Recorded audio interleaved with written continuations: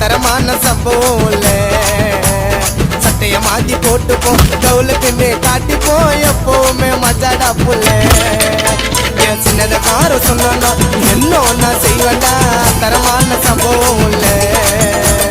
சட்டைய மாத்தி போட்டுப்போ டவுலுக்குன்னு காட்டிப்போ எப்பவுமே மஜாடா புள்ள.